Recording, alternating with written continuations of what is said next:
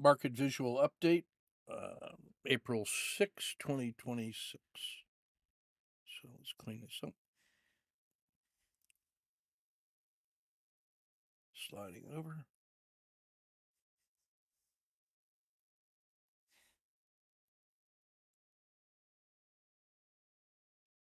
Price in black.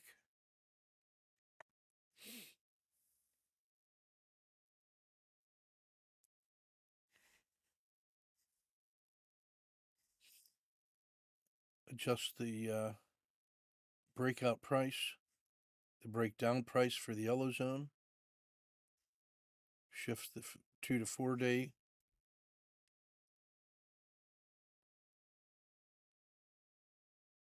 Sliding the 10-day box over. Adjusting the 10-day regression line. Turning point, slope changed.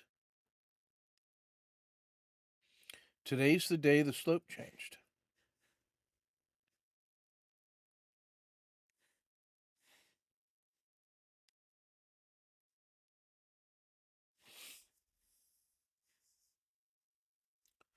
Slide the 30-day over. Slide the 270-day over. I also noticed the PSAR shift.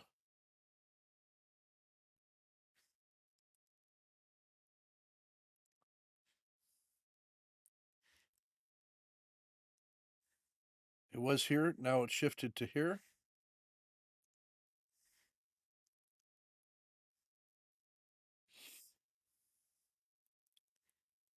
Now, because of the math, I want you to notice that always lines up.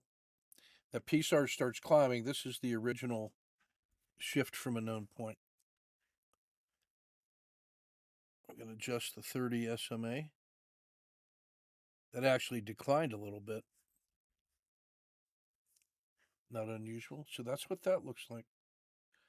That's the 30-day. Here's the 270-day. I'm sorry, the 150-day sniper regression. So that's the pullback, and now the recovery. That's a buy on dip opportunity. That looks pretty good. Shift out here. Yeah, the 150-day, got it. Nothing unusual to see there.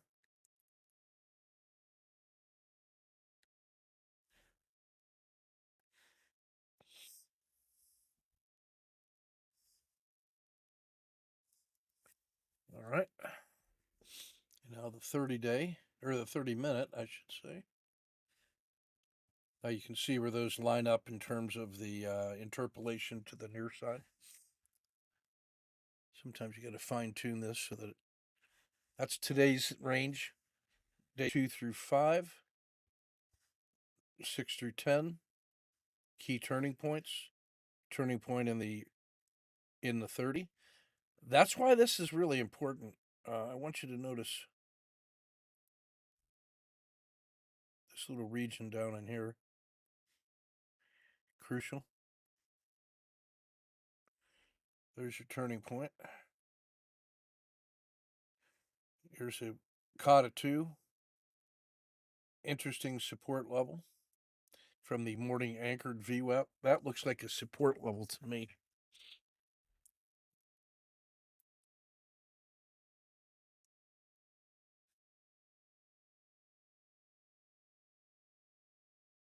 So I'm going to anchor it right here to that little 30-minute PSAR, and there's the turning point of the 10. So I like that. That's an important support level.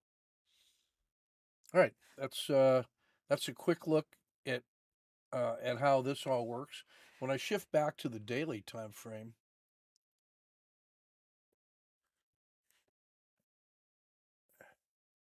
now you can see how those turning points and support levels really do matter.